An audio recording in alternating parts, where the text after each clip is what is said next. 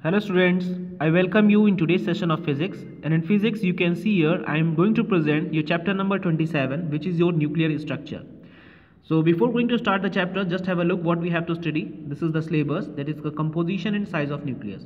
So first we discuss about the composition of nucleus, that is the proton-electron hypothesis. So we have read their Rutherford alpha scattering experiment shows that the whole positive charge and almost the whole mass of the atom is concentrated in an extremely small space at the center of the atom. And this space is called the nucleus of the atom. Clear? As its diameter is of the order of how much? 10 to the power minus 15 meters. So electrons revolve around the nucleus in certain definite orbits. And the negative charge of all the electron is equal to the positive charge of the nucleus. Fine. Of the atom, so the atom as a whole being electrically neutral in its normal state. Now in 1919, Rutherford discovered the proton. That is, the mass of proton is equal to the mass of hydrogen nucleus, and its charge is how much? Plus E. That is, it has a positive charge equal to the negative electronic charge. Fine.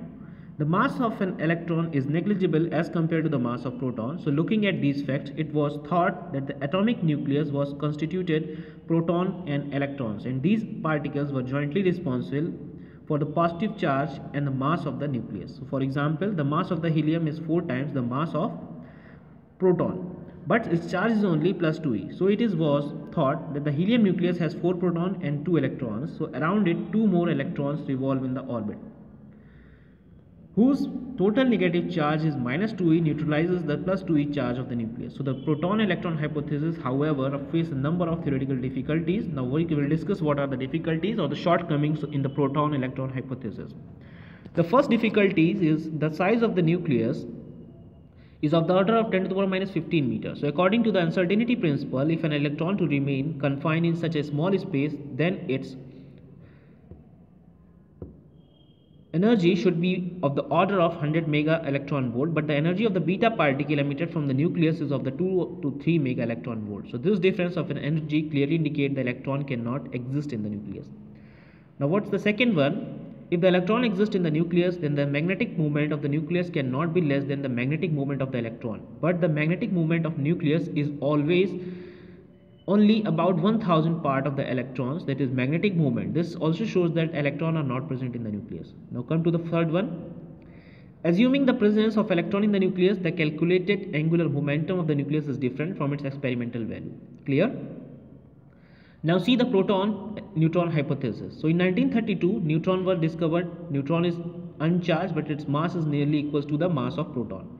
So these properties of the neutron combined with the properties of proton, so fit to the properties of nucleus. Hence now we assume that the nucleus has a proton and neutrons. The proton give a positive charge to the nucleus, while you can see here proton and neutron together give its mass. So the total number of protons and neutron is equal to the integral value of the atomic mass d, and it is called as the atomic number. The number of proton is called the atomic number. The place of an element in the periodic table is decided by its atomic number only. Now the charge, you can see here, plus E, and the mass of hydrogen nucleus are exactly equal to those of the proton. So there is only one proton in the hydrogen nucleus. Now the atomic number of hydrogen is 1 and its mass number is also 1. So the deuterium, that is heavy hydrogen nucleus called deuteron, and it has a charge of plus E, but its mass is nearly 2 times the mass of proton. Hence it has a 1 proton and 1 neutron. Clear?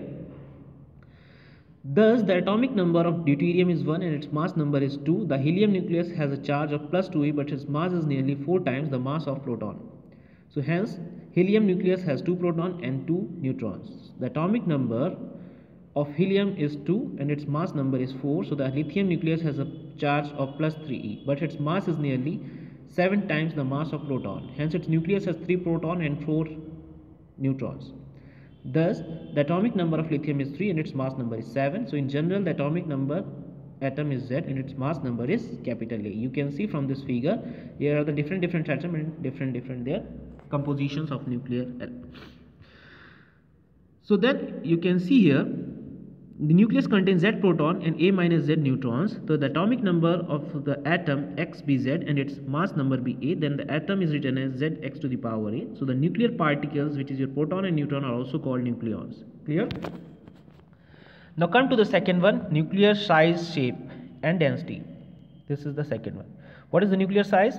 So the Rutherford experiment on the alpha scattering experiment by thin metallic foil provided a rough estimate that the size of the atom is of the order of 10 to the power minus 15 meter. Now since then many scattering experiments using energetic electron and neutron as the scattering of a particle have been performed to determine the size of the nucleus. So these experiments shows that the volume of the nucleus is directly proportional to the number of nucleons in it, in which the mass number be A and its radius is R of the nucleus. So assume spherical. If we assuming the nucleus as a spherical, then its volume is how much? You know where the volume of a sphere 4 by 3 pi r cube. So you can write it 4 by 3 pi r cube is proportional to its atomic number, which is your its mass number, capital A. Fine. So we can write it like this: R is proportional to A to the power 1 by 3, or you can also write R is equals to R naught A to the power 1 by 3. This one. Now what is R naught? R naught is an empirical constant whose value is experimentally found to be 1.2 10 to the power minus 15 meters. Since the mass number A is different for different atoms, so nuclei of different atoms have different radii. Clear? Now the nuclear radii are conveniently expressed in Fermi. So 1 Fermi equals to 10 to the power minus 15 meter. And what is the radius? Radius equals to 1.2 A to the power 1 by 3 F. Now discuss about the nuclear shape. So for almost all purpose, nuclei are regarded as spherical. So certain nuclei, however, deviate from sphericity, but the deviation is only about 10%.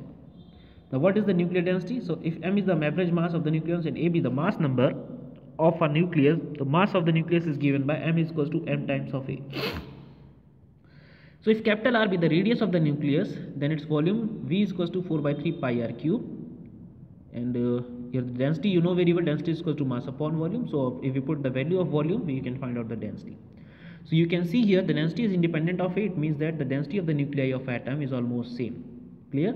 So after putting the mass and the radii, we can find out the density, which is comes out to be 2 into 10 to the power 17 kg meter cube, which is 10 to the power 13 to 14 times the density of ordinary matter, say water, for which the density is this.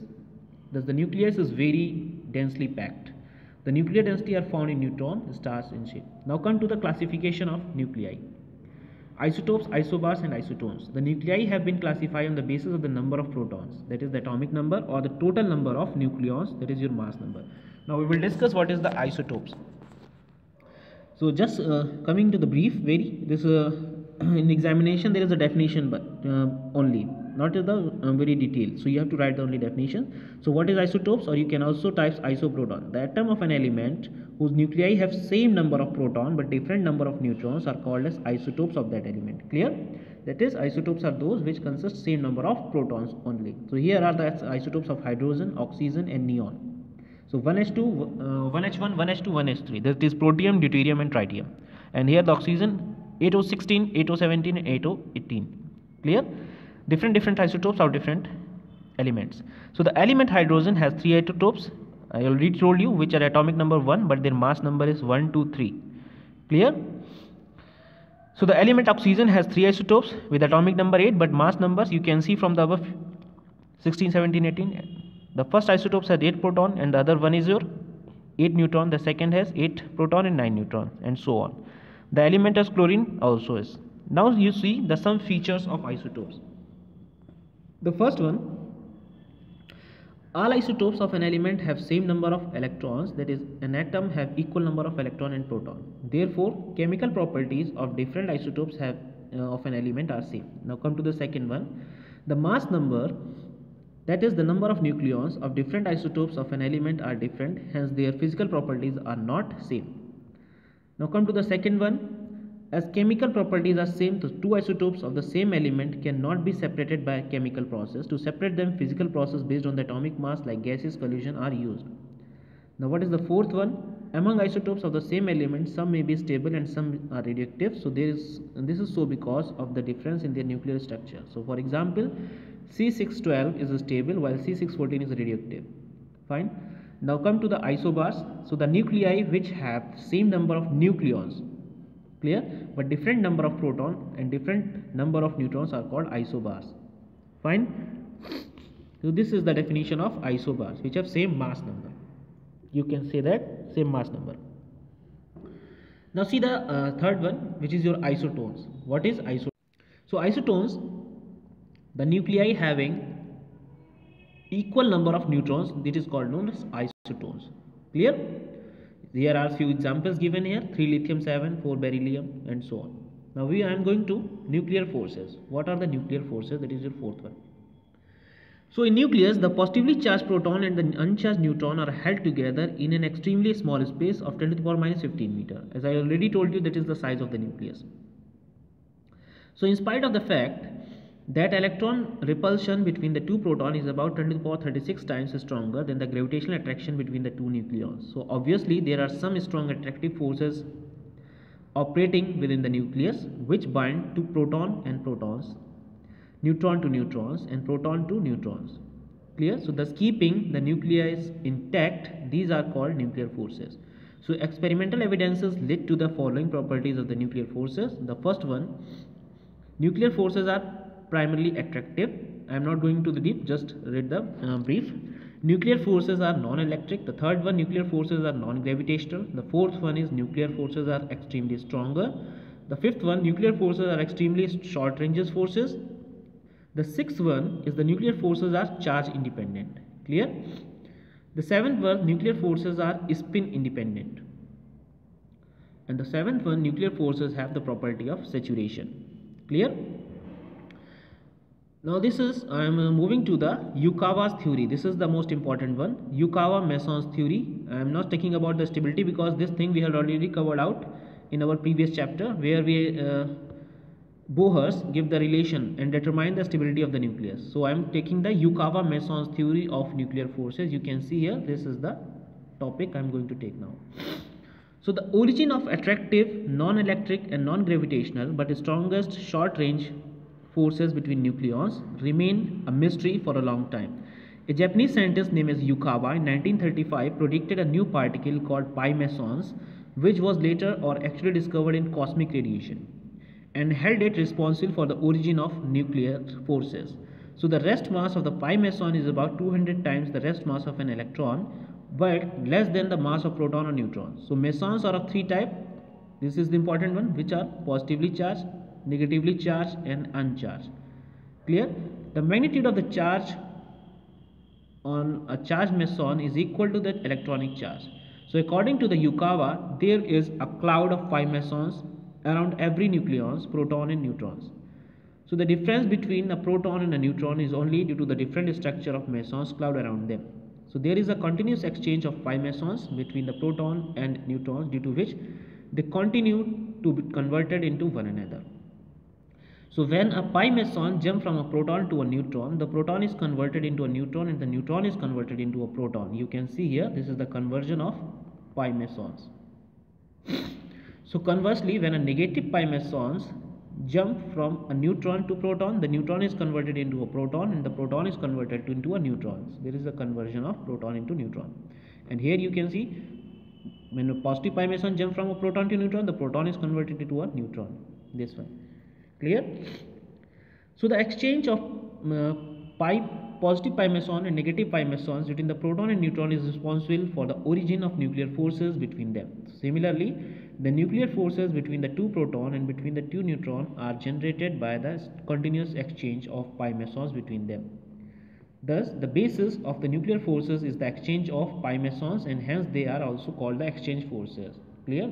Means nuclear forces are also called as the exchange forces. Now, although a neutron is outside the nucleus is unstable particle, but inside the nucleus the neutron and the protons are continuously converted into one another, and the proton-neutron pair is stable in dynamic equilibrium. So according to the modern concept, all the forces, strong, electrical, weak and gravitational forces, are exchange forces. So electrical forces between the two charged particles are generated by exchange of photons. A new particle, graviton, has been assumed to be responsible for the origin of gravitational forces between the two particles of matter. Clear? Now come to the nuclear reactions. You can see here the fifth one. So a nuclear reaction is a strong interaction of atomic nucleus with an elementary particle, resulting in the formation of a new nucleus and one or more new particle. It can be represented by x plus a is equal to y plus b, where x is the initial nucleus, a is the initial particle, y is the final nucleus and b is the final particle. So in short form it can be written as x A, B, Y. The particle involved in the reaction are written in bracket. First the initial particle and then the final particles. The particle A and B may be alpha particle 2He4, proton or deuteron, neutron, gamma rays, photon, etc. So nuclear reaction are attended by the liberation or absorption of energy known as reaction energy or disintegration energy. Fine. So here you can see the first nuclear reaction which led to the discovery of proton was this. From this reaction the proton is formed. So in this reaction a nitrogen nucleus hit by alpha particle is converted into oxygen isotopes nucleus and a proton is emitted. So this reaction is called the alpha proton reaction, this one. So in every nuclear reaction the charge of the total number of nucleons, that is proton and neutron, and the total mass plus energy is conserved. So other examples of the nuclear reactions you can see here. This is the other examples. Clear? So I hope you understood what I taught you. So this is the end of the chapter you can see here.